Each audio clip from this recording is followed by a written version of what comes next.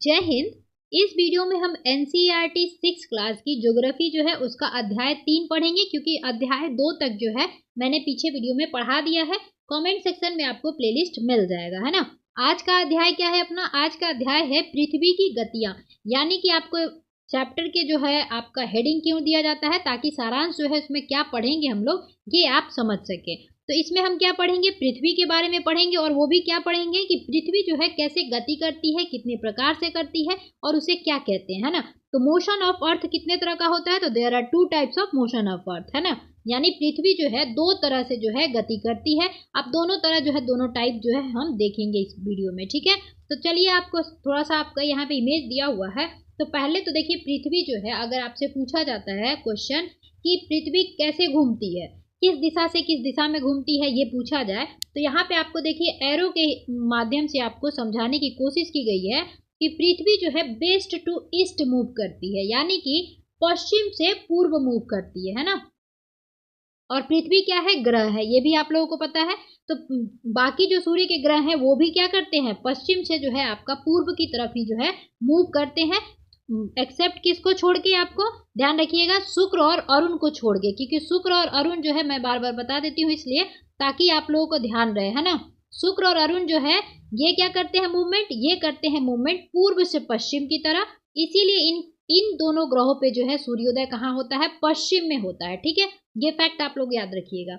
चलिए आगे हम लोग पृथ्वी देख लिए कि कैसे मूव कर रही है। तो वेस्ट टू ईस्ट कर रही है, यानी कि पश्चिम से पूर्व कर रही है। मैंने कई बार आपको पप्पू के वो से जो है आपको ट्रिक से बताया भी है कि अगर नहीं याद रहे तो आप लोग याद रखिएगा कि पृथ्वी पे बहुत सारे पप्पू घूम रहे हैं। तो पृथ्वी कैसे घूमती है? पश्चिम से पूर्व घूमती है ना, वेस्ट टू ईस्ट, ठीक है। अब देखिए पृथ्वी जो है कैसे कैसे घूमती है। तो एक तो ये अपने अक्ष पे घूमती है। आप सभी को पता होगा कि आप लोग ग्लोब देखते हैं रखा हुआ, तो यहाँ पे जैसे कि यहाँ पे ऐसे रहता है ना। और ये जो आपकी सुई की तरह दिखती है आपको, पिछले अध्याय में हमने पढ़ा भी था, इसको हम क्या कहते हैं? अक्ष कहते हैं, है ना। तो ये अक्ष क्या होता है? जो आपको नॉर्थ पोल को, ठीक है, नॉर्थ पोल को यानी कि उत्तरी ध्रुव को, और साउथ पोल यानी कि दक्षिणी ध्रुव को जो है मिलाती है एक काल्पनिक रेखा, उसी को हम क्या कहते हैं? अक्ष कहते हैं, ठीक है। तो पहले तो देखिए पृथ्वी जो है अपने अक्ष पे भी घूमती है, ठीक है। अपने अक्ष पे ये क्या करती है? रोटेट करती है। तो जो अक्ष पे घूमेगी ना, यानी कि ये वाला जो आपका सुई दिख रहा है, ये वाला, ठीक है, इस पे अगर घूमेगी ना पृथ्वी, तो हम इसको क्या कहेंगे? इसको कहेंगे हम घूर्णन, ठीक है। तो पहली जो टाइप है ना कि पृथ्वी जो है मोशन करती है, यानी घूमती है, गति करती है, तो पहली जो गति करती है वो घूर्णन है। यानी कि पृथ्वी अपने अक्ष पे जब घूमेगी, जो कि आप देखेंगे, देखिए ऐसे तो ऐसे होता है, एक सीधा अगर अक्ष देखा जाए तो ये होगा, लेकिन हमारी पृथ्वी आप सभी को पता है कि 23.5 डिग्री से जो है टिल्ट है, यानी कि झुकी हुई है ना। 23.5 डिग्री झुकी हुई है, ये आप सभी को पता है। तो हमारा जो ये आपको नॉर्थ पोल और साउथ पोल दिख रहा है, ये नहीं, ये है ना, ये दिख रहा है ना। अब इसके इर्द गिर्द जब यानी कि अपने अक्ष पे ही, यानी कि आप जहाँ खड़े हैं आप वहीं पे घूम जाएं, एक चक्कर लगा लें, तो वो आप अपने अक्ष पे, अपने एक्सिस पे जो है आप घूम गए। तो अपने एक्सिस पे जो है पृथ्वी अगर घूमेगी तो हम उसे क्या कहेंगे? घूर्णन कहेंगे, ठीक है। और घूर्णन को ही आप ध्यान रखिएगा परिभ्रमण भी कहा जाता है, ठीक है। घूर्णन को ही हम क्या कहते हैं? परिभ्रमण। ध्यान रखिएगा, परिभ्रमण, क्रमण नहीं, ठीक है। परिक्रमा मैंने बताया है, आगे भी बताऊंगी कि कैसे ट्रिक मंदिर का हम परिक्रमा करते हैं, तो मंदिर बीच में होता है, हम पूरी तरह से जो उसको है गोल घूमते हैं, है ना, तो वो परिक्रमा होता है। लेकिन हम अपने ही अक्ष पे घूम जाते हैं, अपने ही एक्सिस पे जहाँ खड़े हैं वैसे गोल घूम गए पूरी तरफ से, चारों तरफ से, तो उसको हम कहेंगे कि अपने ही एक्सिस पे, यानी अपने ही अक्ष पे हम घूम गए। तो उसको अब घूमने की प्रक्रिया है, फिनोमेना है, तो आप इसको क्या कहेंगे? कोई नाम देना पड़ेगा, तो उसी को जो है हम नाम देते हैं घूर्णन, ठीक है। घूर्णन कहे या इसी को दूसरे शब्दों में परिभ्रमण भी कहा जाता है। और वहीं देखेंगे इंग्लिश में घूर्णन को क्या कहा जाता है? तो इंग्लिश में रोटेशन कहा जाता है, ठीक है, रोटेशन, ओके। अब आप लोग घूर्णन समझ गए होंगे। अब आपने सोचा कि हम तो घूमते हैं तो 2 सेकंड में गोल घूम जाते हैं, है ना, अपने एक्सिस पे, लेकिन पृथ्वी जो है वो घूर्णन करने में कितना समय लेती है? क्या वो भी 1 सेकंड में घूम जाती है? तो नहीं, पृथ्वी जो है अपना घूर्णन या परिभ्रमण करने में कितना समय लेती है? लगभग 24 घंटे लेती है, ठीक है। क्योंकि 23 मिनट 56 सेकंड समथिंग है, तो लेकिन हम लोग अप्रॉक्स लेके चलते हैं, कितने घंटे घूमती है? 24 घंटे में जो है अपना वो एक अक्ष पे अपने घूम लेती है, एक गोला लगा लेती है। ठीक है, आप सभी को पता है ब्रह्मांड में जितनी भी चीजें हैं आपकी सौरमंडल में सारी चीजें जो है गतिमान है, वैसे ही पृथ्वी भी गतिमान है और वो दो तरह से गति करती है। एक तो घूर्णन या परिभ्रमण, जो कि अपने अक्ष पे घूमती है तो उसे हम घूर्णन कहते हैं, और ये लगभग उसको पूरा करने में एक चक्कर कितने घंटे लेती है, तो 24 घंटे लेती है। ध्यान रखना है आपको ये चीजें। देखिए ये सब क्वेश्चन बनते हैं इसलिए मैंने बता दिया यहाँ पे। तो एक बार रिव्यू करेंगे हम क्या क्या हुआ ये। पहली चीज तो ये कि अक्ष किसे कहते हैं, तो आप लोगों को ध्यान रखना है अक्ष उसे कहते हैं, ये एक्सिस उसे कहते हैं जो नॉर्थ पोल को और साउथ पोल को जो है एक काल्पनिक रेखा है जिससे मिलाती है। ठीक है, और आपको सभी को पता है उत्तरी ध्रुव है ये, और ये दक्षिणी ध्रुव होता है। ठीक है, उसके बाद आप सभी को ये पता चल गया कि वेस्ट टू ईस्ट जो है पृथ्वी मूव करती है और अपने दो तरह से मूव करती है। एक तो पहली है कि वो अपने अक्ष पे घूमेगी, जो कि हम उसे घूर्णन या परिभ्रमण कहेंगे। तीसरी चीज आपको ये याद रखना था कि घूर्णन करने में वो लगभग कितने घंटे लेती है, 24 घंटे लेती है। और अगली चीज ये याद रखनी थी कि अपनी पृथ्वी जो है अपने एक्सिस पे, क्योंकि एक्सिस की बात हो रही है तो आप लोग ध्यान रखिएगा कि अपने एक्सिस पे जो है ना पृथ्वी 23.5 डिग्री जो है झुकी हुई है, यानी कि पृथ्वी जो है अर्थ जो है 23.5 डिग्री से टिल्ट है। ठीक है, ये एक्सिस ऐसा दिख रहा होगा आपको, ये एक्सिस रियल में ऐसा दिखता है। ठीक है, आप ये चीजें समझ में आ गई। अब हम चलते हैं घूर्णन जो हो रहा था आपको या परिभ्रमण जो हो रहा था, तो एक चीज आपने देखा यहाँ पे है ना, एक चीज आपने देखा कि परिभ्रमण कितने घंटे में कर रही है पृथ्वी एक चक्कर अपने अक्ष पे, तो 24 घंटे में ले रही है ना। अब आप सभी को याद होगा कि आप थोड़ा सा दिमाग में आ रहा होगा कि 24 घंटे का क्या होता है अपने पास, कहते हैं ना कि दिन होता है ना, तो 24 घंटे में दिन और रात होता है। तो ये चीजें अब जब जानते हैं कि 24 घंटे में हमारे पृथ्वी पे दिन और रात होता है, तो उसी से याद रखिएगा ये जो परिभ्रमण है ना, इसे हम पृथ्वी का दैनिक गति भी कहते हैं। ठीक है, यानी कि दिन और रात की जो गति है उसको कहते हैं। ठीक है, अब जब दैनिक गति कह रहे हैं तो इससे आपको समझ आ गया होगा कि जब ये दैनिक गति है पृथ्वी की, तो हमारे पृथ्वी पे जो दिन और रात होता है उसके लिए कौन जिम्मेदार होगा, यानी कि ये क्या प्रभाव पड़ाएगा आपको, आपका जो ये भ्रमण है या परिभ्रमण या इसी को क्या कहते हैं, घूर्णन। ठीक है, तो ये क्या पड़ाएगा, यानी कि ये पड़ाएगा आपको, ये पड़ाएगा क्या, दिन और रात को असर करेगा, है ना। तो अब आपसे पूछा जाए दिन और रात में पृथ्वी का कौन सा गति जो है असर कराता है, यानी प्रभाव पड़ाता है, यानी प्रभाव देता है, तो क्या कहेंगे आप, दैनिक गति। ठीक है, तो दिन और रात जो है आपका पृथ्वी के घूर्णन की वजह से होता है। ठीक है, आप लोगों को ये याद रखना है। घूर्णन या कहीं भी मैं परिभ्रमण भी लिखती चलूंगी क्योंकि बाद में कहीं वर्ड मिल जाए परिभ्रमण तो आप लोग कंफ्यूज ना हो इसलिए। ठीक है, तो घूर्णन और परिभ्रमण या पृथ्वी की दैनिक गति जो वो अपने अक्ष पे एक बार चक्कर लगाती है, जो 24 घंटे में लगाती है, उसी को कहते हैं। ठीक है, और ये किस पे प्रभाव पड़ाएगी, ये प्रभाव इसका जो है घूर्णन का पृथ्वी का पड़ेगा दिन और रात पे। ठीक है, तो ये याद रखिएगा डे और नाइट पे जो है आपका इसका जो है इफेक्ट पड़ता है। ठीक है, तो ये चीजें आपको याद रखनी है। ठीक है, घूर्णन से ये चीजें हो गई। तो हमने ये पहले ही कहा था कि पृथ्वी की जो मोशन है या गति है वो दो तरह की होती है। तो पहले तो हमने गति देख ली और इसका प्रभाव भी हमने देख लिया कि क्या है ना। अब आगे हम अब देखेंगे। अब चलिए यहीं पे समझा ही देती हूँ कि मान लीजिए आप लोगों को दिन और रात में कैसे होता है ये सोचने की कोशिश कर रहे होंगे आप लोग। तो देखिए पृथ्वी जो है ऐसे घूम रही है ना, ऐसे ऐसे। ठीक है, अब देखिए क्या होता है, एक टॉर्च लीजिएगा अपने रूम में, जैसे कि हम यहाँ पे सन ले लेते हैं। ठीक है, ये सन हो गया है ना। अब इसकी प्रकाश जो है आप सभी को पता है कि प्रकाश ये उत्सर्जित करता है। ठीक है, अब ये प्रकाश जो है उत्सर्जित करेगा, तो आप सभी को पता है कि अपने एक्सिस पे पृथ्वी ऐसे झुकी हुई है। ठीक है, अभी चलिए सिंपल सीधा ही ले लेते हैं क्योंकि बाद में जब कैसे दिन और रात बड़े और छोटे होते हैं वहां हम देखेंगे। अभी हम नॉर्मल आपको ये दिखाते हैं कि ये आपको दिख गया एक्सिस हो गया पृथ्वी का, नॉर्थ पोल और साउथ पोल को मिलाने वाली, है ना। ये साउथ हो गया, ये नॉर्थ हो गया। ठीक है, अब इसको मिला रही है तो ये वाला जो है ये पार्ट दिख रहा है आपको। अब सूर्य की प्रकाश को पढ़ाइए आप। ठीक है, तो सूर्य की प्रकाश मान लीजिए ऐसे पड़ रहा है ना। तो आपको दिख रहा है ना कि सूर्य की प्रकाश जो है ऐसे पड़ रहा है, तो ये वाला भाग क्या हो रहा है, ये छायावाद रह जा रहा है, मतलब यहाँ पे प्रकाश नहीं पड़ रही है, यहाँ पे आपको प्रकाश सिर्फ दिख रहा है, पड़ रहा है ना। तो ये वाले पार्ट में है ना दिन होगा, यानी कि यहाँ पे दिन होगा, यहाँ पे डे होगा। दूसरे कलर से यहाँ पे रात कर देती हूँ। जैसे कि यहाँ पे देखिए ये वाला पार्ट जो है यहाँ पे क्या होगा, ये अंधकार में रहेगा, यानी कि यहाँ पे छाया नहीं पड़, सूर्य की प्रकाश नहीं पड़ रही है, तो ये नाइट पड़ रहा है ना। और ये समझ में आ रहा है ना कि आपको एक्सिस पे घूमने की वजह से ये पृथ्वी के हो रहा है, तो इसी वजह से जो है दिन और रात जो है पृथ्वी का घूर्णन की वजह से जो है होता है पृथ्वी पर। ठीक है, तो ये चीजें आप लोगों को समझ आ गई होगी यहाँ पे। अब हम अगला बढ़ेंगे किस पे, तो अब बढ़ेंगे परिक्रमण पे। ठीक है, तो चलिए देखते हैं। अब देखिए, ध्यान रखिएगा, परिक्रमण किसे कहते हैं। तो आप सभी को पता है कि जैसे यहाँ पे देखिए, ये इमेज काम नहीं करेगा यहाँ पे। ठीक है, चलिए यहाँ पे इमेज ले लेते हैं।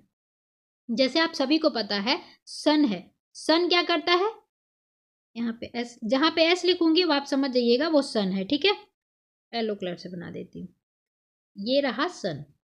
ठीक है, और ये रही अपनी पृथ्वी। अपनी पृथ्वी जो है सन का जो है, आप सभी को पता है कि दीर्घ वृत्ताकार में चक्कर लगाती है। ठीक है, तो ये पृथ्वी समझिए यहाँ पे जा रही है, फिर यहाँ पे जा रही है, यहाँ पे जा रही है। अब ये क्या कर रही है, चक्कर लगा रही है पृथ्वी, है ना, सूर्य की। सूर्य किसकी चक्कर लगाएगा, आकाशगंगा की। और सूर्य की चक्कर कौन लगाएगी, पृथ्वी। सभी जो है एक गतिमान रहते हैं, ये चीज आपको दिमाग में हमेशा रखना है। ठीक है, अब देखिए ये सन की जो है पृथ्वी जो है अपनी चक्कर लगा रही है, तो अपने एक्सिस पे जब लगा रही थी, जो एक्सिस पे ही लगा रही थी, तो हम उसको घूर्णन कह रहे थे। जब पृथ्वी जो है सन का चक्कर लगाएगी तो हम इसे परिक्रमण कहेंगे। ठीक है, परिक्रमण। अब जब याद ना रहे कि परिक्रमण कौन सा है और परिभ्रमण घूर्णन किसे कहते हैं, तो याद रखिएगा कि आप लोग मंदिर का जो है परिक्रमा करते हैं, है ना।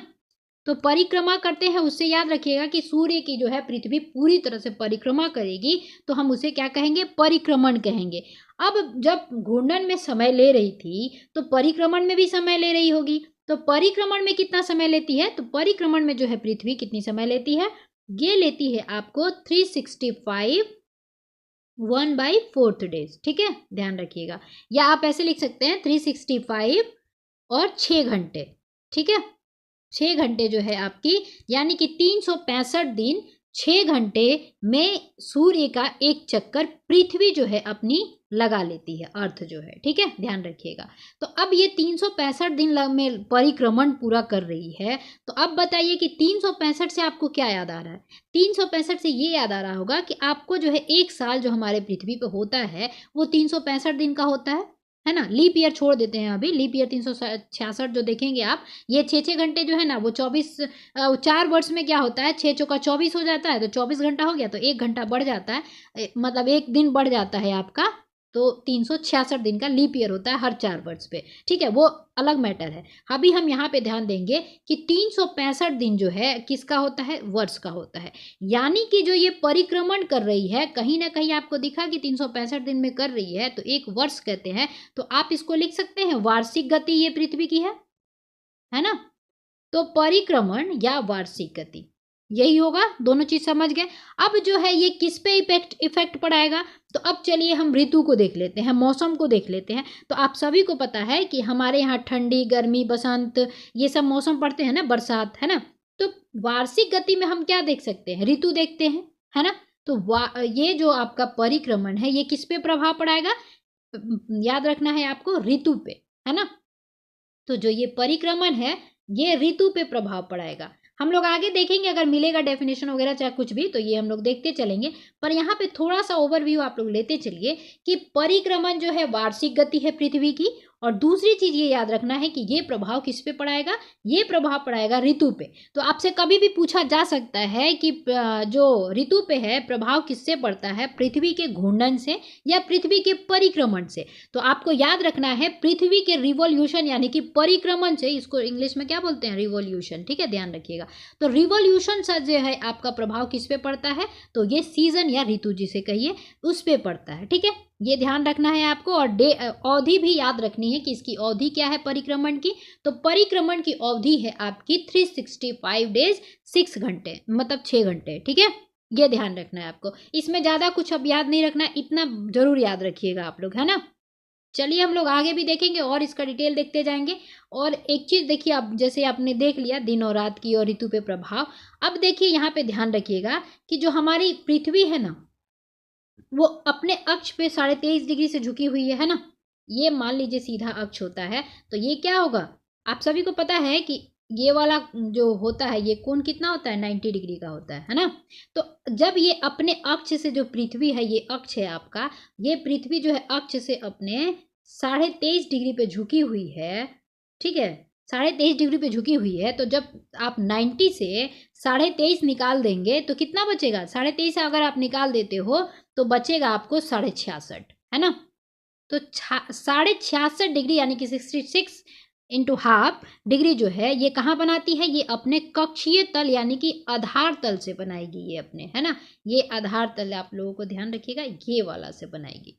तो ये वाला से ये कितना डिग्री बनाएगी, जब 90 डिग्री ये पूरा है तो ये 23.5 डिग्री तो पहले से ही पता है हमें एक्सिस से झुकी हुई है। तो जब 23.5 डिग्री पूरे एक्सिस से झुकी हुई है तो ये बचा कितना, 66.5 डिग्री, है ना। तो 66.5 डिग्री पृथ्वी, हमेशा याद रखिएगा, अपने आधार तल यानी कक्षीय समतल दर्पण जो इसका है पृथ्वी का, उससे झुकी हुई है। तो आपसे पूछा जाए पृथ्वी अपने अक्ष पे कितने, ये अक्ष है आपका या एक्सिस है, ठीक है, अपने अक्ष पे कितने डिग्री से झुकी हुई है, तो अक्ष पे अपने देखिएगा 23.5 डिग्री से झुकी हुई है। और वहीं अपने कक्षीय तल या समतल कक्षा से जो है आधार तल से कितने डिग्री झुकी हुई है, तो 66.5 डिग्री झुकी हुई है, ठीक है। तो ये चीज़ आप लोगों को थोड़ा सा याद रखना है। अब ये भी ध्यान रखना है आपको कि ये पृथ्वी का जो झुकाव है ना, ये किस पे प्रभाव पड़ाएगा, तो ये दोनों पे प्रभाव पड़ाएगा। यानी कि आपको दैनिक गति पे भी, दिन और रात पे भी ये प्रभाव पड़ाता है, ठीक है, और ये आपको ऋतु पर भी प्रभाव पड़ाता है, ठीक है, ध्यान रखिएगा, ये ऋतु पर भी इफेक्ट डालेगा। अभी हम डिटेल में जब जाएंगे तो आराम से ये आपको समझ आ जाएगा कि कैसे ये झुकी हुई होने की वजह से दिन और रात जो है बड़े और छोटे होते हैं, ठीक है, उसमें परिवर्तन होता है। तो ध्यान रखिएगा, दैनिक गति का मतलब ये यहाँ पे ये है कि दिन और रात की अवधि में, ठीक है, अवधि में प्रभाव पड़ाता है, ठीक है, ये ध्यान रखना है। क्या, टिल्ट यानी कि पृथ्वी जो है अपने अक्ष पे झुकी हुई है। तो अब यहाँ पे याद रख लीजिएगा दो चीज, जो अक्ष पे झुकी हुई है उसकी वजह से क्या क्या प्रभाव पड़ता है, तो प्रभाव ध्यान रखना है आपको, हम अभी और डिटेल में इसको देखेंगे, दिन और रात की अवधि में, ठीक है, इसकी वजह से दिन और रात की अवधि जो होती है अलग अलग होती है, ठीक है, उसमें परिवर्तन पाया जाता है। अगला चीज क्या देखे थे हम, ऋतु परिवर्तन, ठीक है।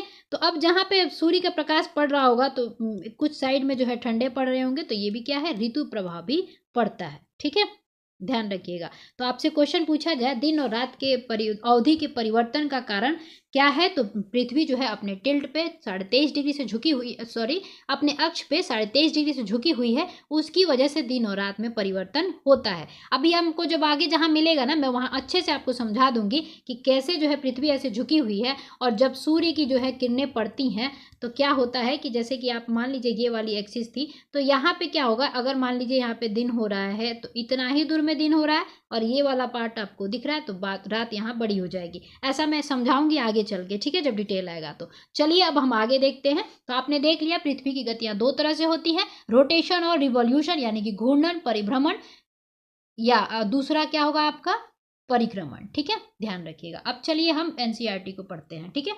तो जैसा कि आप जानते हैं पृथ्वी की गतियां दो प्रकार की होती है, हमने पहले ही देख लिया इसको, इसलिए अब आगे बढ़ते चलते हैं। कौन कौन सी, तो घूर्णन एवं परिक्रमण। घूर्णन को ही क्या बोलते हैं, परिभ्रमण, ठीक है, याद रखिएगा, कहीं कहीं वर्ड ये मिल जाता है परिभ्रमण, तो ये दिमाग से ना निकल जाए इसलिए बता दे रही हूँ यहाँ पे। अब देखिए क्या कह रहा है, पृथ्वी को अपने अक्ष पर घूमना घूर्णन कहलाता है, जो हमने पढ़ लिया, ठीक है। सूर्य के चारों ओर एक स्थिर कक्ष में पृथ्वी की गति को परिक्रमण कहते हैं, यानी पृथ्वी अपने अक्ष पे घूमी तो उसको घूर्णन कहेंगे, और अगर सूर्य का चक्कर लगाएगी तो परिक्रमण कहेंगे। अगर उससे भी नहीं याद होता हो तो आप ऐसे याद रख लीजिएगा, घूर्णन छोटा वर्ड दिख रहा है आपको, और परिक्रमण जो रिवॉल्यूशन है या रोटेशन, दोनों में देखेंगे आप, इंग्लिश में भी देखेंगे तो छोटा बड़ा हो जाएगा। तो रिवॉल्यूशन करेगी तो वो बड़ा जो है दीर्घवृत्ताकार रास्ता अपनाएगी, तो यानी कि वो पूरा सूर्य का ही चक्कर लगाएगी, ठीक है। और सूर्य किसकी चक्कर लगाता है, तो अपनी दुग्ध मेखला मंदाकिनी जो है आकाशगंगा, उसको, ठीक है। और हमारे सबसे पास की आकाशगंगा कौन है, ध्यान रखिएगा, आपकी देवयानी है मंदाकिनी के पास में, ठीक है, देवयानी, ठीक है, ध्यान रखिएगा। और सबसे नजदीक का तारा पृथ्वी से तो सूर्य है, और सूर्य के नजदीक कौन सा तारा है, उसके बाद प्रोक्सिमा है, ठीक है, ध्यान रखिएगा। चलिए आगे देखते हैं। अब जो चीजें हमने देखी थी ना कि पृथ्वी का अक्ष एक काल्पनिक रेखा है, जो हमने ये सुई मिला रहे थे ना, वो अक्ष क्या है, एक काल्पनिक रेखाएं बनाई गई हैं, ठीक है, जो इसके कक्षीय सतह से 66.5 डिग्री का कोण बनाती है, मैंने दिखा दिया था इमेज में, है ना। वह समतल जो कक्ष के द्वारा बनाया जाता है उसे हम कक्षीय समतल कहते हैं। ठीक है, अभी इमेज में अभी दिखेगा अभी आपको। पृथ्वी सूर्य से प्रकाश प्राप्त करती है। तो आप सभी को पता है हमारे सौरमंडल में जितने भी ग्रह, उपग्रह, क्षुद्र ग्रह और आपके धूमकेतु वगैरह हैं, वो सब किससे डिपेंडेंट है? वो सूर्य पे डिपेंडेंट है, तभी तो हम लोग सौरमंडल कहते हैं, यानी कि सूर्य के परिवार, है ना। तो पृथ्वी भी किससे प्रकाश उत्पन्न प्राप्त करती है? तो ये भी सूर्य से जो है प्रकाश अपना प्राप्त करती है। तो ध्यान रखना है आपको। अब यहाँ से क्वेश्चन बन सकता है कि पृथ्वी अपना प्रकाश जो है किससे प्राप्त करती है? तो सूर्य से प्राप्त करती है। ठीक है, अब देखिए पृथ्वी का आकार जो है आप सभी को पता है जियोइड है। ठीक है, भूआब है। यहाँ पे ध्यान रखना है, पृथ्वी का आकार गोले के समान है। एक गोले के समान ही तो है ना, या चपटाकार अंडा के समान भी उसकी आकृति दिखती है। ठीक है, इसलिए एक समय में सिर्फ इसके आधे भाग पर ही सूर्य की रोशनी प्राप्त होती है। तो मैंने बता ही दिया था, जैसे ये अर्थ था, ये सन था, तो इसके आधे भाग पे ही जो है सनलाइट पड़ता है। ठीक है, उसके बाद देखेंगे चित्र, हम देखेंगे अभी। सूर्य की ओर वाले भागे में दिन होता है, जहां उसकी प्रकाश पड़ रही होती है वहां दिन होता है, जबकि दूसरा भाग क्या होता है, सूर्य से दूर होता है, वहां क्या होगी, रात होगी। यानी सूर्य की प्रकाश नहीं पड़ रही होगी, और जहां प्रकाश नहीं होगा तो अंधेरा होगा, और अंधेरा होगा तो वो रात होगी, है ना। ग्लोब पर वह वृत्त जो दिन तथा रात को विभाजित करता है उसे हम क्या कहते हैं? प्रतिदीप्त वृत्त कहते हैं, है ना। तो याद रखिएगा, प्रदीप्ति, ठीक है, वृत्त कहते हैं। तो अभी हम देखेंगे प्रतिदीप्ति वृत्त किसे कहते हैं। यह वृत्त अक्ष के साथ नहीं मिलता, जैसा कि आप चित्र 3.2 में देख सकते हैं। तो देखेंगे अभी, पृथ्वी अपने अक्ष पर एक चक्कर पूरा करने में लगभग आपका 24 घंटे जो है लेती है। घूर्णन के समय काल को पृथ्वी दिन कहा जाता है, यानी कि पृथ्वी की दैनिक गति कहा जाता है। यह पृथ्वी की क्या है? दैनिक गति। तो पृथ्वी दिन कहा जाता है, ये भी पूछा जा सकता है। घूर्णन के समय काल को क्या कहा जाता है? तो हो सकता है ऑप्शन में दिया हो, तो आपको ध्यान रखना है कि पृथ्वी दिन कहा जाता है। ठीक है, तो यहाँ से याद रखना है, घूर्णन के समय काल को पृथ्वी दिन कहा जाता है। यह पृथ्वी की दैनिक गति होती है, यानी एक दिन की जो गति है उसकी, वो क्या है? आपकी दैनिक गति। ठीक है, अब चलिए हम इमेज को देखते हुए चलते हैं। पहले तो ये देख लेते हैं प्रदीप्ति आपका वृत्त। ठीक है, अब देखिए मैंने बताया था ना कि सूर्य की प्रकाश ये आ रही है। ठीक है, अब क्या हो रहा है, ये वाला एक अक्ष होता है ना, जैसे कि आपका सबका नॉर्थ और साउथ पोल होता है, तो हमारी पृथ्वी का ये है, क्योंकि ये झुकी हुई है 23.5 डिग्री से। ठीक है, अब देखिए ये जो सूर्य की प्रकाश है ना, जहां तक पड़ रही है पृथ्वी पर, ठीक है, जहां तक पड़ रही है, तो यहां तक प्रकाश जो है पृथ्वी का मतलब आ पा रहा है। इसके बाद ना यहाँ पे देखिए अंधेरा है। ठीक है, अब यहाँ पे जब अंधेरा है ना, तो एक लाइन तो कहीं ना कहीं तो प्रकाश खत्म हो रहा होगा, तो एक लाइन तो खींच रहा होगा वो, तो ये वाला जो लाइन है ना वो खींच रहा है ना। तो ये किससे रिलेटेड बता रहा है लाइन, की प्रकाश यहाँ तक जो है पहुंच रही है, और यहाँ तक जो है इधर जो है नहीं पहुंच रही है। इसीलिए इसका नाम दे दिया गया है आपको प्रदीप्ति वृत्त, है ना, प्रदीप्त वृत्त कहा जाता है इसको। ठीक है, याद रखिएगा। तो आप लोगों को समझ आ गया। अगर पूछा जाए कि प्रदीप्त वृत्त किसे कहा जाता है, तो सूर्य की प्रकाश जहां तक पहुंच रही है और एक भाग जो है अंधकार में रहता है, जो उसको विभाजित करता है, यानी प्रकाश और अंधकारमय भाग को, उसे हम प्रदीप्त वृत्त कहते हैं। ठीक है, अब देखिए घूर्णन के कारण पृथ्वी पर दिन एवं रात होते हैं। तो आपको ये कई बार क्वेश्चन पूछता है, यूपीएससी में भी पूछता है क्वेश्चन कि पृथ्वी पर दिन और रात के क्या कारण है, तो पृथ्वी का परिभ्रमण या घूर्णन है। ठीक है, अब आगे देखिए, ये टिल्ट वाला चीजें जो है बता रहा था आपको कि पृथ्वी अपने अक्ष का झुकाव कितना है उसका। तो देखिए यहाँ पे दे रहा है, जैसे ये देखिए, ये काल्पनिक आप अक्ष मानते हैं ना, ठीक है, लेकिन हमारी पृथ्वी कैसी है, ऐसी झुकी हुई है। ठीक है, तो ये वाला पार्ट जैसे देखेंगे आप, ये वाला क्या हो गया, 90 डिग्री हो गया। तो ये वाला जब इतना पार्ट जो है आपका 23.5 डिग्री है, तो बच गया कितना, तो 66.5 डिग्री। तो यानी अपने आधार तल से पृथ्वी कितने डिग्री का कोण बना रही है, ये बना रही है आपको, ये वाला कोण जो है ये बना रही है 66.5 डिग्री का। तो ये आपको याद रखना है, पृथ्वी का कक्षीय समतल पे जो है उसका जो कोण बनता है वो 66.5 डिग्री बनता है। और ये तो आप लोगों को याद हो ही गया होगा कि ये क्या है, अपने अक्ष पे जो है 23.5 डिग्री से झुकी हुई है। आप सीधा खड़ा होइएगा, थोड़ा सा आप झुक जाइएगा तो हो गया, आप अपने एक्सिस से क्या हुए, झुक गए। जैसे मान लीजिए कोई ये एक आदमी है, ठीक है, ये आदमी है ऐसा खड़ा है, तो इसका अभी नॉर्थ पोल ये होगा और साउथ पोल ये होगा। अब क्या हुआ, ये व्यक्ति जो है ना थोड़ा सा ऐसे झुक के खड़ा हो गया। ठीक है, ऐसे झुक के खड़ा हो गया, तो इसकी जो एक्सिस थी वो छोड़ दिया ना, यहाँ पे ये एक्सिस थी इसकी, ये छोड़ दिया। तो ये वाला कोण जो है ना, ये वाला बीच में अच्छे से बना देती हूँ मैं इसको। जैसे ये आदमी था थोड़ा सा झुक गया था, है ना, थोड़ा सा झुक गया अब ये।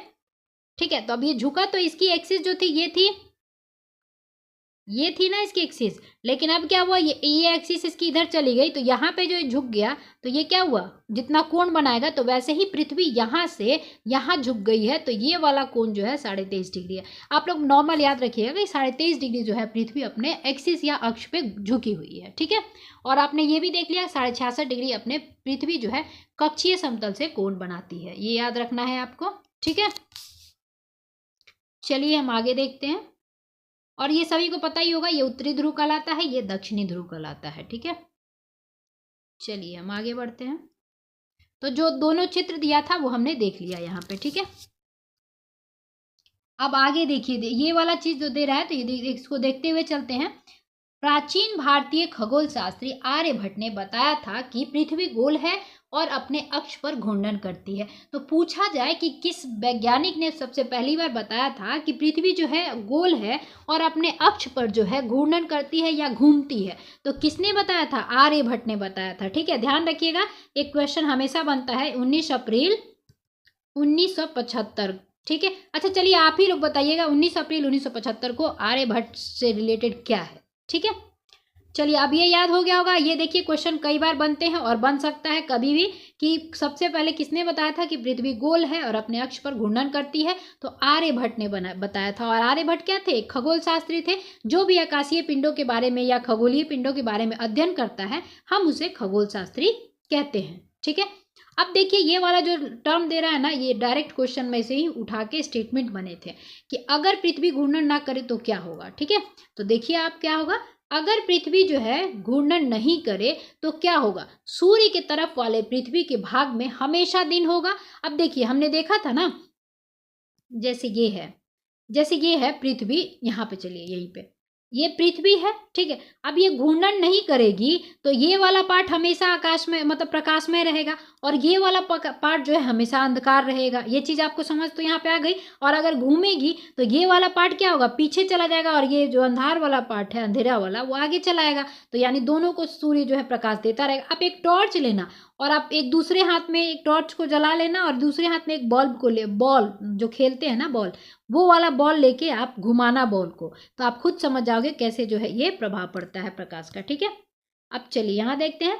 तो वही चीज वह समझाना चाह रहा है कि सूर्य के तरफ वाले पृथ्वी के भाग में हमेशा दिन होगा, जिसके कारण उस भाग में गर्मी लगातार पड़ती रहेगी, सूर्य की ऊष्मा हमेशा पड़ती रहेगी उस पर, है ना। दूसरे भाग में हमेशा अंधेरा रहेगा एवं पूरे समय ठंड पड़ेगी। अब दूसरा भाग जो है वो ठंडा ही ठंडा रहेगा, वहां प्रकाश पड़ेगी नहीं, तो वहां पे ठंड ही रहेगा। अब इससे क्या होगा, जीवन जो है इस अवस्था में जीवन संभव नहीं हो पाएगा। तो अब ये चीजें आपको ध्यान रखना है कि क्या होगा अगर पृथ्वी जो है घूर्णन नहीं करेगी, क्योंकि ये कई बार क्वेश्चन जो है यूपीएससी के एग्जाम में तक बनता है ये, ठीक है। तो ये आप लोगों को बिल्कुल याद रखना है, दिमाग में रट्टा मार लेना है कि क्या होगा। वैसे प्रैक्टिकल भी आप समझ सकते हो कि दिन और रात क्या होगा, एक जगह दिन ही दिन रहेगा, एक जगह रात ही रात रहेगा, तो वहाँ जीवन संभव नहीं है। और आप सभी को पता है पृथ्वी जो है हमारी यूनिक प्लैनेट कहलाती है, यानी कि अद्भुत ग्रह कहलाती है। क्यों कहलाती है? क्योंकि जीवन संभव है यहाँ पे, दिन और रात दोनों चीजें आपको देखने को मिलती हैं, ऑक्सीजन वगैरह वायु सब कुछ है ना।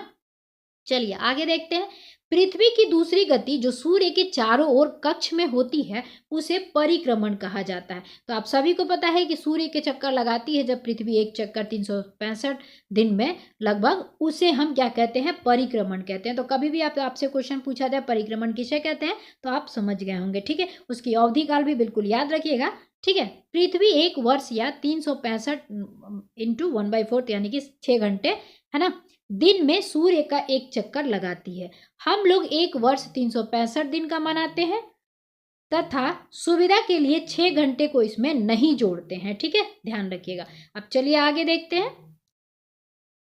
अब आगे देखिए एक अच्छा सा इमेज दिया हुआ है, इसको देखते हैं। चलिए हम इस इमेज को अच्छे से जो है इसको क्या करेंगे, एनालिसिस करेंगे और इसको पढ़ेंगे, क्योंकि इससे बहुत क्वेश्चन जो है आते हैं, ठीक है। तो ध्यान रखिएगा इसको।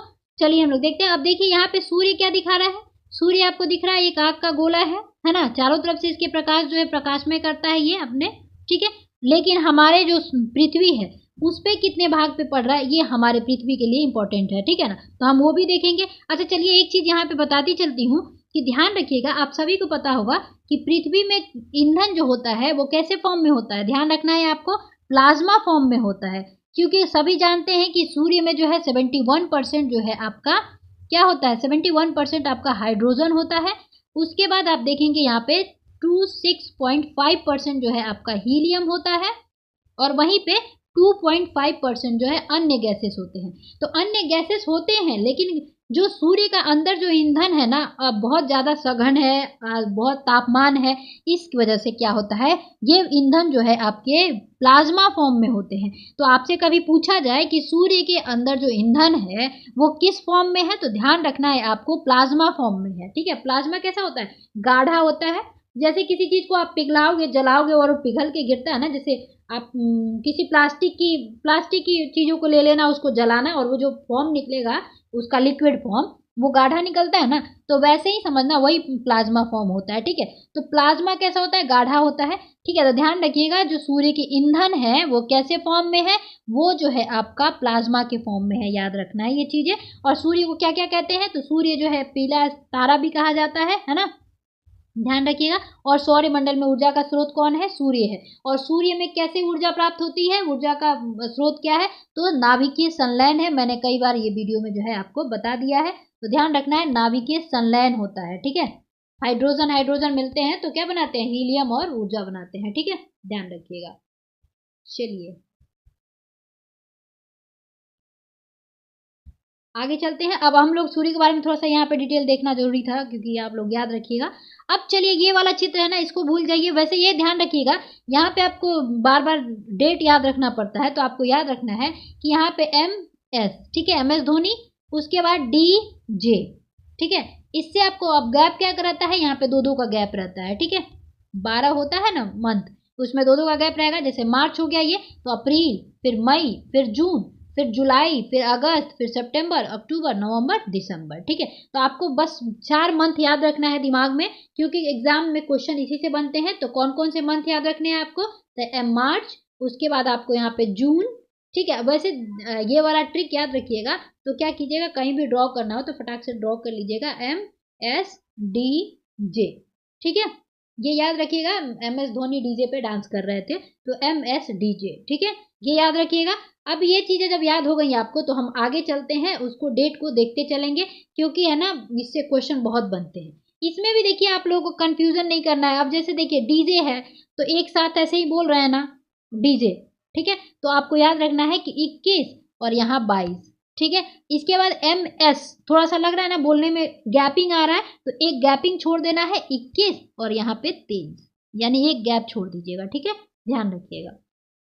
अभी हम ये चीज क्यों बता रहे हैं, आगे चल के ये काम आएगा आपको, क्योंकि इस इमेज में थोड़ा सा मुझे वो हो रहा है, मतलब ये उतना डिटेल में, मतलब आप लोगों को दक्षिणी और उत्तरी गोलार्ध ये सब समझाना पड़ेगा। इसलिए हम क्या करते हैं, चलिए यहाँ पे एक इमेज लेते हैं, खुद से बनाते हैं अपन अपना डायग्राम। ठीक है, अब जैसे देखिए क्या है, ये सन है, सन को ही ले लेते हैं यहाँ पे, ये वाले सन को। ठीक है, अब ये सन जो आपको दिख रहा है, हमारी पृथ्वी मानिए यहाँ पे है। ठीक है, ऐसी है पृथ्वी। और आप सभी को पता है कि हमारे पृथ्वी पे 3 रेखाएं जो है बहुत इंपॉर्टेंट है। कौन कौन सी रेखा इंपॉर्टेंट है, बहुत इंपॉर्टेंट, कौन कौन सी, तो आप सभी को पता है आपकी विषुवत रेखा यानी 0 डिग्री। उसके बाद आप सभी को पता है कर्क रेखा आता है ऊपर उत्तरी गोलार्ध में। ठीक है, उत्तरी गोलार्ध में ये नॉर्थ पोल है और ये साउथ पोल है। तो उत्तरी गोलार्ध में कर्क रेखा 23.5 डिग्री है ना, 23.5 डिग्री।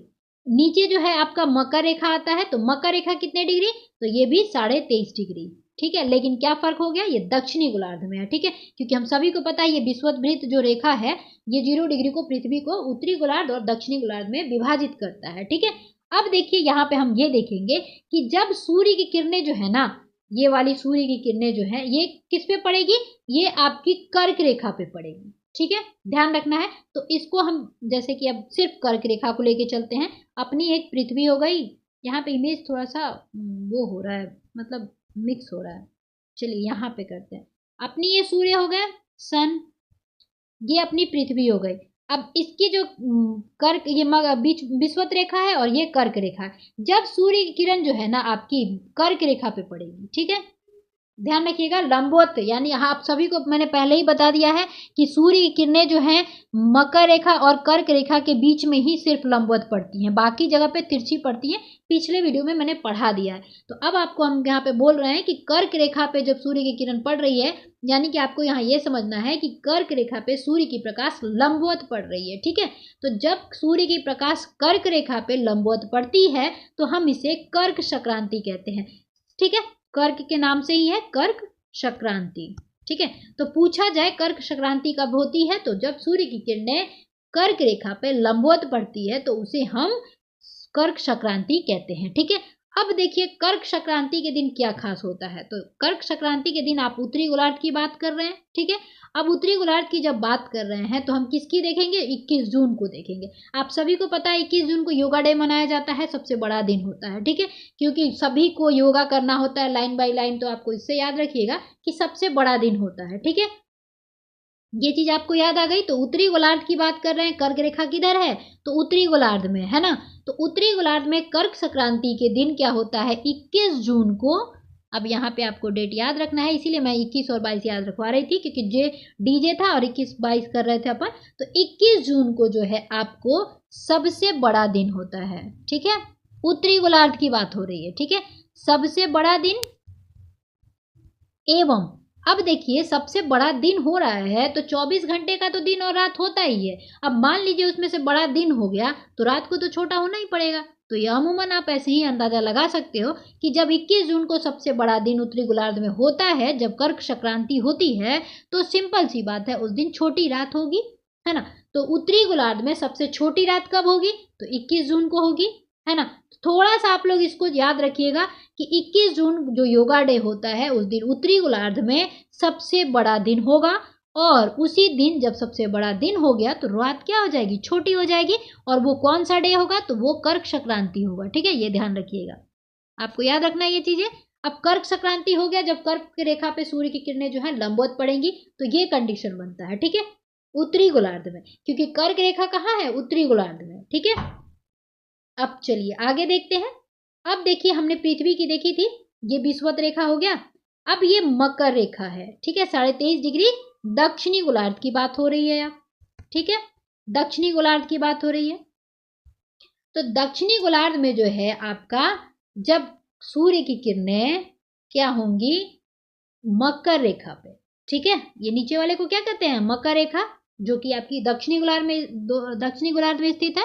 तो सूर्य की किरणें जब मकर रेखा पे पड़ेगी ना, तो जब उस कर्क पे पड़ रही थी लंबवत, तो हम उसको कर्क संक्रांति कह रहे थे। अब मकर रेखा पे पड़ेगी लंबवत सूर्य की किरणें, तो हम इसे मकर संक्रांति के नाम से जानते हैं। ठीक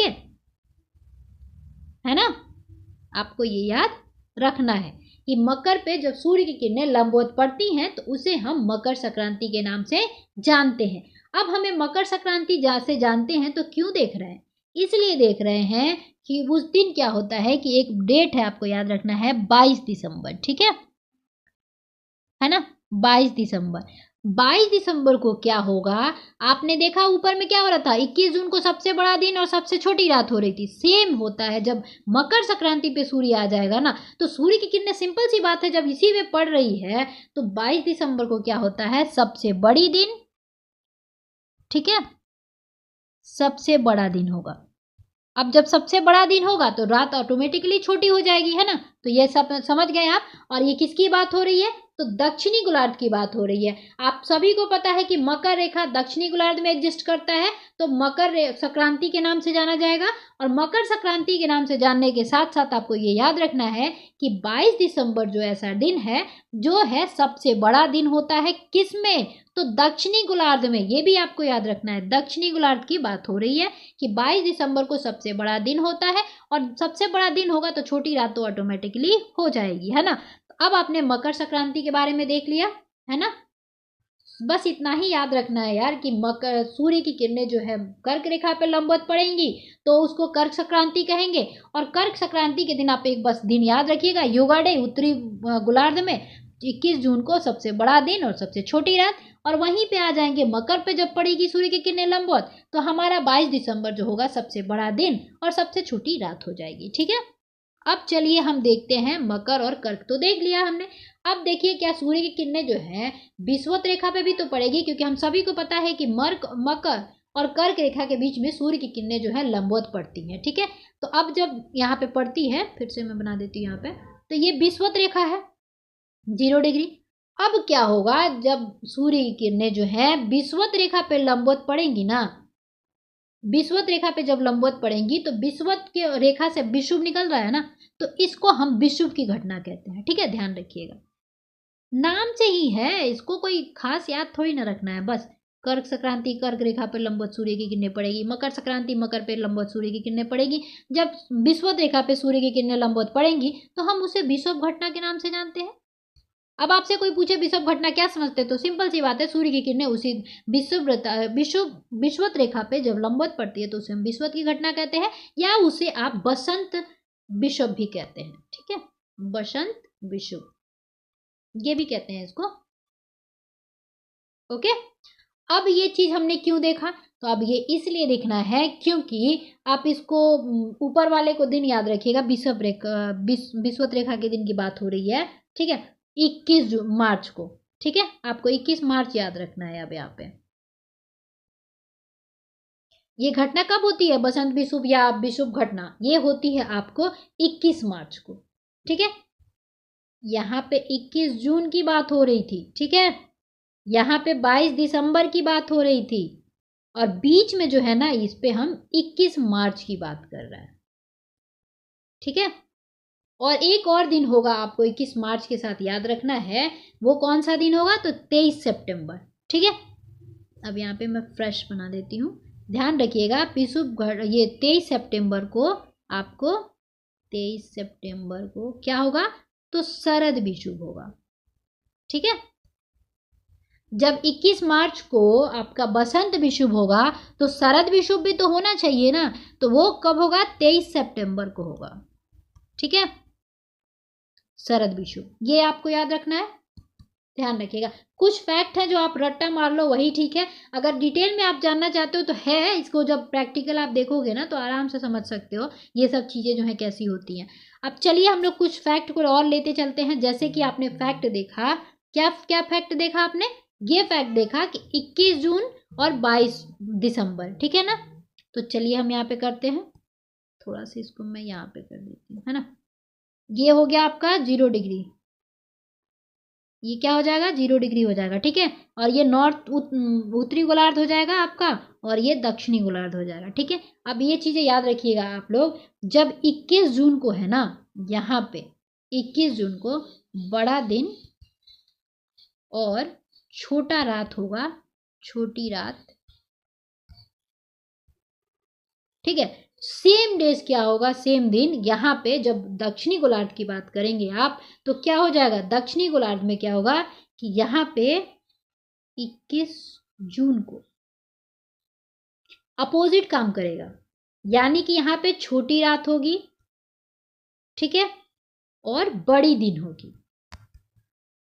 क्यों, क्योंकि आपसे मान लीजिए क्वेश्चन, आपको एक ही चीज याद रखना है, जैसे आपको 21 जून याद रखना है बस। ठीक है, यहाँ पे 21 जून को आपको ये याद रखना है कि उत्तरी गोलार्ध में क्या होगा, बड़ा दिन और छोटी रात होगी। तो सेम क्या होगा, दक्षिणी गोलार्ध में पूछा जाए कि मान लो यहाँ पे बड़ा दिन हो रहा है, तो दक्षिणी गोलार्ध में क्या हो रहा होगा, तो छोटी दिन, वो जस्ट उल्टा कर दीजिएगा, रात जो यहाँ छोटी थी यहाँ बड़ी हो जाएगी, दिन जो यहाँ छोटा बड़ा था यहाँ पे छोटा हो जाएगा। ठीक है, जस्ट अपोजिट कर देना है आपको।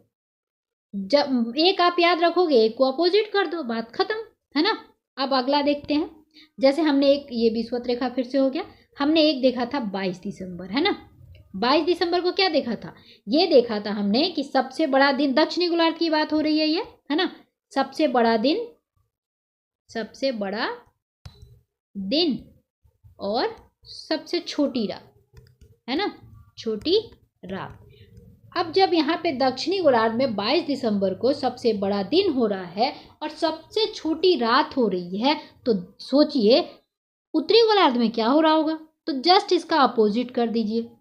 22 दिसंबर को उत्तरी गोलार्ध में सबसे छोटी दिन होगी, क्योंकि यहाँ बड़ा दिन था तो यहाँ छोटे दिन हो जाएंगे, और यहाँ पे छोटी रात थी तो यहाँ बड़ी रात हो जाएगी। बस आपको अपोजिट याद रखना है। कभी कभी क्वेश्चन क्या करता है ना, घुमा देता है, अब वो पूछ देगा कि 22 दिसंबर को उत्तरी गोलार्ध में कैसा दिन होगा, तो छोटी दिन होगी, ठीक है, क्योंकि यहाँ बड़ी दिन हो रही है, तो आपको एक कोई कंडीशन याद रखना है, ठीक है। तो यही वाला याद रखिएगा कि दक्षिणी गोलार्ध में 22 दिसंबर को सबसे बड़ा दिन और छोटी रात होती है। और अगर पूछ दे दक्षिणी गोलार्ध की आपने याद रख ली, उत्तरी गोलार्ध की पूछ दे तो आप उल्टा कर दीजिएगा, ठीक है।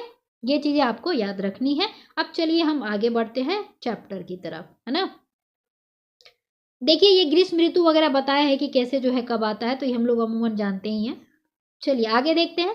अब आगे दिया है कि 4 वर्षों में प्रत्येक वर्ष के बचे हुए 6 घंटे मिलकर एक दिन, यानी कि 24 घंटे के बराबर हो जाते हैं। 6 चौका 24, है ना, ये 4 वर्ष हुआ ना, तो इंटू कर दो 24 हो जाएगा। इसके अतिरिक्त दिन को फरवरी के महीने में जोड़ा जाता है। आप सभी को पता है कि लीप ईयर में 29 फरवरी का जो है दिन होता है। तो प्रत्येक चौथे वर्ष फरवरी माह के बदले 28 दिन का होता है। ऐसा वर्ष जिसमें 366 दिन होते हैं उसे हम क्या कहते हैं, लीप ईयर कहते हैं, ठीक है। ध्यान रखिएगा, ये तो जानते ही होंगे आप लोग। पता लगाइए कि अगला लीप ईयर कब होगा, तो आप लोग देख लीजिएगा अगला लीप ईयर कब होगा, जो 4 से डिविजिबल होगा, ठीक है। आगे देखते हैं। पृथ्वी दीर्घ वृत्ताकार पथ पर सूर्य के चारों ओर चक्कर लगाती है। तो पूछा जाए पृथ्वी जो है सूर्य का किस आकार में चक्कर लगाती है, तो दीर्घ वृत्ताकार में लगाती है, ठीक है। याद रखिएगा, हमने देखा है ये कई बार। आगे देखते हैं। ध्यान दीजिए पृथ्वी पूरे कक्ष में एक ही दिशा में झुकी हुई है। सामान्यतः एक वर्ष को गर्मी, सर्दी, बसंत एवं शरद ऋतुओं में बांटा जाता है। ऋतुओं में परिवर्तन सूर्य के चारों ओर पृथ्वी की स्थिति में परिवर्तन के कारण होता है। तो अब ये बताइए कि जो आपका ये ऋतुओं में परिवर्तन है वो कि अभी ऊपर मैंने समझा ही दिया था कि ऋतुओं में परिवर्तन क्या है, परिक्रमण, यानी कि सूर्य के चारों ओर पृथ्वी जो है चक्कर लगाती है, उसकी वजह से ऋतुओं में परिवर्तन पाया जाता है, जो सूर्य की पृथ्वी की वार्षिक गति होती है ना। और हमारे यहाँ एक वर्ष में कैसे बांटा गया है, गर्मी, सर्दी, बसंत और शरद ऋतु, ठीक है। अब आगे देखते हैं। अब हमने जो पढ़ लिया है ना उसी के बारे में दिया जा रहा है। देखिए 21 जून को उत्तरी गोलार्ध सूर्य की तरफ झुका हुआ है। सूर्य की किरणें कर्क रेखा पर सीधी पड़ती हैं। इसके परिणाम स्वरूप इन क्षेत्रों में ऊष्मा अधिक प्राप्त होगा। ध्रुवों के पास वाले क्षेत्र में कम ऊष्मा प्राप्त होगा क्योंकि वहां सूर्य की किरणें तिरछी पड़ती हैं। उत्तर ध्रुव सूर्य की तरफ झुका होता है। उत्तरी ध्रुव रेखा के बाद वाले भाग पर लगभग 6 महीने तक लगातार दिन रहता है। चूंकि उत्तरी गोलार्ध के बहुत बड़े भाग में सूर्य की रोशनी प्राप्त होती है, इसलिए विषुववृत्त के उत्तरी भाग में गर्मी का मौसम होता है। 21 जून को इन क्षेत्रों में सबसे लंबी दिन तथा सबसे छोटी रात होती है और इसे पृथ्वी की इस अवस्था को उत्तर आयनात कहते हैं, यानी कि उत्तरायण है सूर्य की किरणें, ठीक है। तो उत्तरायण क्यों, मकर संक्रांति भी कहते हैं ना, सॉरी कर्क संक्रांति। तो कर्क संक्रांति तो कर्क कहाँ है, उत्तर में है, और उत्तरायण उसको कहेंगे सूर्य की किरणें यानी कि कर्क की रेखा पे जो है लंबवत पड़ रही है, ठीक है। अब आगे देखेंगे, ये चीजें हमने समझ ली है। 22 दिसंबर देखेंगे तो 22 दिसंबर को दक्षिणी ध्रुव के सूर्य की ओर झुके होने के कारण मकर रेखा पर सूर्य की किरणें सीधे पड़ती यानी लंबवत पड़ती हैं। चूंकि सूर्य की किरणें मकर रेखा पर लंबवत पड़ती हैं, इसलिए दक्षिणी गोलार्ध के बहुत बड़े भाग में प्रकाश प्राप्त होता है। इसलिए दक्षिणी गोलार्ध में लंबे दिन तथा छोटी रात वाली ग्रीष्म ऋतु होती है। इसके ठीक विपरीत स्थिति उत्तरी गोलार्ध में होती है। पृथ्वी की इस अवस्था को दक्षिणी आयनात कहते हैं, यानी कि दक्षिणायन कहते हैं, है ना। दक्षिणी आयनात में हो जाती है सूर्य, यानी कि मकर रेखा पे पड़ रही होती है, और मकर रेखा दक्षिणी गोलार्ध में पड़ता है आपको, है ना। क्या आप जानते हैं कि ऑस्ट्रेलिया में ग्रीष्म ऋतु में क्रिसमस का पर्व मनाया जाता है, तो हम सभी जानते ही हैं। चलिए 21 मार्च एवं 23 सितंबर को सूर्य की किरणें विषुववृत्त पर सीधी पड़ती है। इस अवस्था में कोई भी ध्रुव सूर्य की ओर नहीं झुका होता है, इसलिए पूरी पृथ्वी पर दिन और रात बराबर होते हैं। इसे हम विषुव कहते हैं, यानी विषुव का घटना कहते हैं। तो ध्यान रखिएगा कि जब सूर्य की किरणें है ना विषुवत रेखा पे पड़ती है तो दिन और रात जो है बराबर होता है, ठीक है। ये वाला कंडीशन मैं रुकी अभी इमेज से समझाती हूँ, पहले ये देख लेते हैं। 23 सितंबर को उत्तरी गोलार्ध में शरद ऋतु होती है, जबकि दक्षिणी गोलार्ध में बसंत ऋतु होती है। तो ये हमने ऊपर बता ही दिया आपको। 21 मार्च को स्थिति इसके विपरीत होती है, जब उत्तरी गोलार्ध में बसंत ऋतु तथा दक्षिणी गोलार्ध में शरद ऋतु होती है। मतलब कि क्या है, 21 मार्च को आपको ये वाला टर्म जो है ना आपको याद रखना है कि 23 सितंबर को उत्तरी गोलार्ध में शरद ऋतु होती है, जबकि दक्षिणी गोलार्ध में बसंत ऋतु होती है ना। ध्यान रखिएगा, हमने देखा था ना 21 मार्च को इसकी स्थिति विपरीत होती है, उत्तरी गोलार्ध में बसंत ऋतु और दक्षिणी गोलार्ध में शरद ऋतु होती है। हमने ऊपर देख ही लिया था। इस प्रकार स्पष्ट है कि पृथ्वी के घूर्णन एवं परिक्रमण के कारण दिन एवं रात तथा ऋतुओं में परिवर्तन होता है, यानी कि दिन और रात की अवधि में परिवर्तन और ऋतुओं में परिवर्तन किसके वजह से होता है, तो घूर्णन एवं परिक्रमण के कारण। ठीक है, ठीक है, यानी कि घूर्णन की वजह से क्या होगा, दिन और रात, और परिक्रमण की वजह से ऋतुओं में परिवर्तन। ठीक है, अब ये वाला टर्म कई बार एग्जाम में पूछा हुआ है। ठीक है, अब ये देखिए, ये सब चीजें जो है आपको प्रैक्टिकल सीखने को चीजें दिया है। चलिए यहाँ से अभ्यास शुरू होता है। इससे पहले हम थोड़ा सा देखते चलेंगे कि दिन और रात की जो फर्क है ना, कि बड़ा और छोटा कैसे होता है, वो देखते चलते हैं। चलिए यहाँ पे थोड़ा सा इमेज 2 सेकंड आप लोगों का 2-3 मिनट लूंगी। ठीक है, अब जैसे ये पृथ्वी है अपनी, ठीक है, मान लीजिए ये इसकी अक्ष जो है ये झुकी हुई नहीं होती। ठीक है, अब सूर्य की किरणें जो है पड़ती, तो सिंपल सी बात है यहाँ पे पड़ती है ना, ऐसे पड़ती ना। तो एक चीज ध्यान दीजिए कि जब सूर्य की किरणें बराबर पड़ती, तो आप सभी को पता है कि इधर प्रकाश रहेगा, इधर प्रकाश में रहेगा, और इधर क्या होगा, अंधेरा होगा। ठीक है, तो ये चीजें जो है इक्वल इक्वल दिख रही हैं आपको, यानी दोनों तरफ जो है रात भी बराबर हो रहा है और इधर दिन भी बराबर हो रहा है। ठीक है, लेकिन हमारी पृथ्वी क्या है, झुकी हुई है। तो जब विषुवत पे जो रेखा अब सूर्य की किरणें हैं पड़ती हैं, तो दिन और रात बराबर होता है। ध्यान रखिएगा, अगर पूछा जाए कि पृथ्वी अपने अक्ष पे नहीं झुकी होती तो क्या होता, तो सिंपल सी बात है, दिन और रात बराबर होते। ठीक है, याद रखिएगा। अब आगे देखते हैं कि दिन और रात छोटे और बड़े क्यों होते हैं। तो हमारी पृथ्वी देखिए ऐसे है, ठीक है, ऐसे झुकी हुई है, सॉरी इतना नहीं झुकी है, ऐसे झुकी हुई है। ठीक है, ये झुकी हुई है, और एक काल्पनिक जो है आपका, चलिए इससे कर देती हूँ, ये वाला आप लोगों का एक्सिस है। ठीक है, अब देखिए कैसे हो रहा है। अब क्या होगा, सूर्य की किरणें जो है आपकी, सूर्य की किरणें जो हैं इस पे पड़ रही हैं। ठीक है, तो जब सूर्य की किरणें पड़ेंगी तो ये वाला पार्ट क्या होगा, ये वाला पार्ट अंधेरा हो जाएगा पूरा, है ना। अंधेरा से मैं किससे दिखा दूं, ब्लैक से दिखाती हूँ। ये वाला पार्ट क्या होगा, अंधेरा होगा, जो ब्लैक पार्ट है वो अंधेरा वाला पार्ट है, और ये जो आपका प्रकाशमय वाला पार्ट है ये येलो वाला पार्ट है। ठीक है, अब बताइए, जब आप कोई और कलर ले लेती हूँ मैं यहाँ पे आपको, ये कलर। ठीक है, इसमें आप देखिए मैं कर रही हूँ कि यहाँ पे दिन हुआ, ठीक है, यहाँ पे रात हुआ, यहाँ पे दिन हुआ, यहाँ पे रात हुआ, यहाँ पे दिन हुआ, यहाँ पे रात हुआ, यहाँ पे दिन हुआ, यहाँ पे रात हुआ, यहाँ पे दिन हुआ, सॉरी यहाँ पे रात हुआ, यहाँ पे दिन हुआ। ये वाले पार्ट में क्या होगा, दिन हो रहा है, ये वाले पार्ट में रात हो रहा है। अब एक चीज देखिए, क्या ये वाला डिस्टेंस, ये वाला और ये वाला डिस्टेंस इक्वल है क्या, नहीं है ना। दिख रहा होगा आपको डिफरेंस, ये वाला बड़ा दिख रहा है आपको, ठीक है, ये वाला छोटा दिख रहा है ना। तो इससे समझ में आ रहा है कि यहाँ पे दिन छोटी हो रही है और यहाँ पे दिन बड़ी हो रही है। तो आपको समझ में आ गया होगा कि अपने अक्ष पे झुकी होने की वजह से जो अपनी जो दिन और रात की जो अवधि है उसमें परिवर्तन देखने को मिलता है। ठीक है, अब ये चीज़ आप लोगों को मेरे ख्याल से स्पष्ट हो गया होगा कि क्यों जो है हमारी पृथ्वी अपने अक्ष पे 23.5 डिग्री झुकी हुई है, तो वो कैसे जो है हमारे दिन और रात की अवधि को प्रभावित करता है। ठीक है, तो चलिए वीडियो अगर पसंद आया होगा तो लाइक ज़रूर कीजिएगा, और आप लोग नए हैं चैनल पे तो सब्सक्राइब जरूर कीजिएगा। इससे हमारा जो है मोटिवेशन बढ़ता है और जो वीडियो है बनाने में और मेहनत करने में जो है हमें अच्छा लगता है। तो चलिए मिलते हैं अगले चैप्टर के साथ अगले वीडियो में, तब तक के लिए जय हिंद।